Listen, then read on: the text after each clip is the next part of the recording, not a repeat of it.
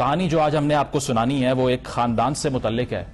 इस ख़ानदान में 8 शख्सियात हैं और 3 पार्टीज़ भी हैं, यानी कि इस ख़ानदान की जो कौमी असम्बली में पहुंचने की रिप्रेजेंटेशन है वो सिर्फ किसी एक मखसूस पार्टी से नहीं है, बल्कि वो अक्रॉस द पार्टीज एग्जिस्ट करती है। और ये बात हो रही है जामशोरो के ज़िले की, जहाँ का एक सियासी ख़ानदान है। इस ज़िले में दरअसल 4 तहसीलें हैं। एक मखसूस ख़ानदान जिसकी हम बात कर रहे हैं, इनका ताल्लुक इसी थाना बोला खान आबादी से है।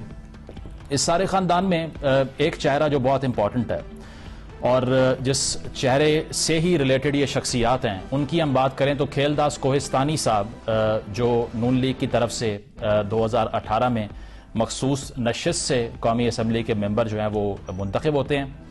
खेलदास कोहिस्तानी साहब के 2 मामू यानी कि लाल चंद अकरानी हैं और इसके अलावा मोहन लाल हैं।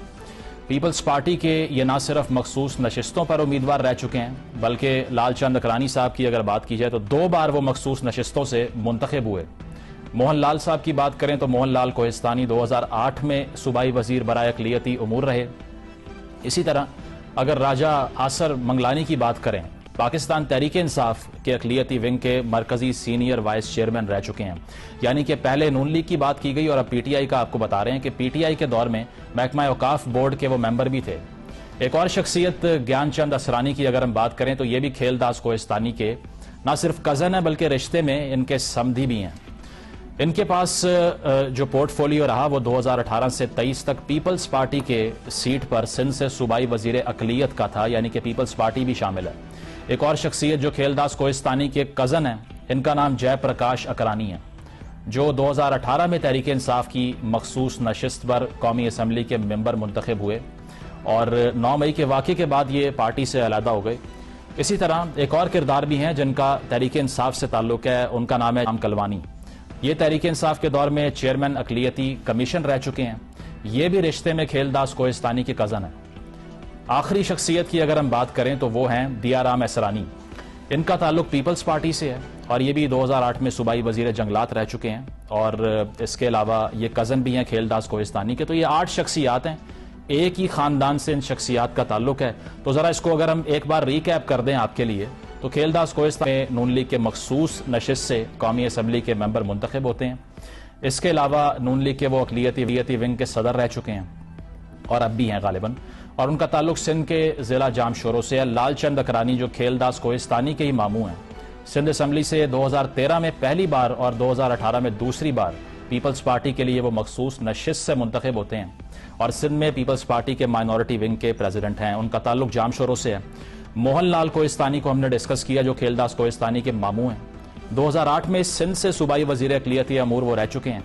पीपल्स पार्टी के जामशोरो के सदर रह चुके हैं, उनका ताल्लुक जामशोरो से है।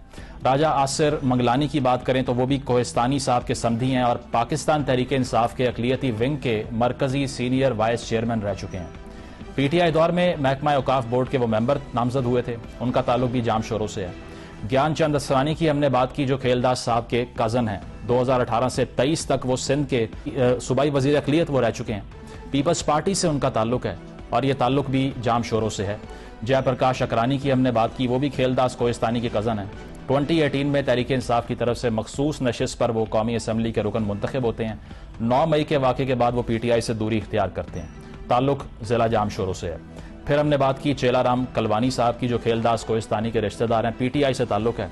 पीटीआई के दौर में वो चेयरमैन कौमी अक़लियती कमीशन रहे और 2022-23 में चेयरमैन राइस एक्सपोर्ट एसोसिएशन भी रह चुके हैं।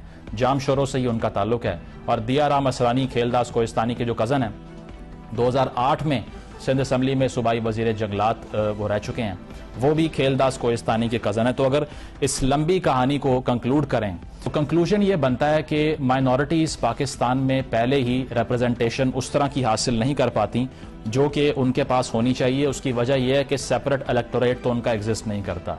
ज़िया-उल-हक साहब के मार्शल लॉ के अंडर ये पॉलिसी आई थी जिसमें जो नॉन मुस्लिम वोटर है उसका अलग इलेक्टोरेट था, लेकिन अब जो पार्टी के सरबराहान हैं, बेशक वो नून लीग हो, तहरीक इंसाफ हो, पीपल्स पार्टी हो, वही नामजद करते हैं कि इस असम्बली में कौन पहुंचेगा। तो ये जो 40 लाख की आबादी है माइनॉरिटीज़ के वोटर्स की, ये अपने रिप्रेजेंटेटिव को चूज करने का वो हक नहीं रखते जो होना चाहिए। उसकी वजह यह है कि एक ही खानदान की हमने आपको मिसाल दी है जिसमें मुख्तलिफ शख्सियात, जो कि पूरा फैमिली ट्री है, वही कौमी असम्बली में पहुंच रहे हैं और इसमें कोई पार्टी की आइडियोलॉजी भी शामिल नहीं है। तहरीक इंसाफ हो, पीपल्स पार्टी हो, नून लीग हो, सभी एक ही खानदान से अपना माइनॉरिटीज़ का रिप्रेजेंटेटिव चूज़ कर रहे हैं। और इसमें ये सवाल आपके लिए हम छोड़े जाते हैं कि आया माइनॉरिटीज़ को वो रिप्रेजेंटेशन मिल रही है जो मिलनी चाहिए? क्या ये 40 लाख वोटर डिजर्व नहीं करते कि अगले इलेक्शन में वो अपने वोट से इंतखाब करें कि पार्लियामान के अंदर कौन जाकर उनकी रिप्रेजेंटेशन और उनकी नुमाइंदगी करेगा? और क्या एक ही खानदान में इतने टिकट्स बांटने पर इन 3 बड़ी सियासी जमातों से सवाल होना चाहिए या नहीं होना चाहिए? इसके जवाब लेंगे एक ब्रेक के बाद।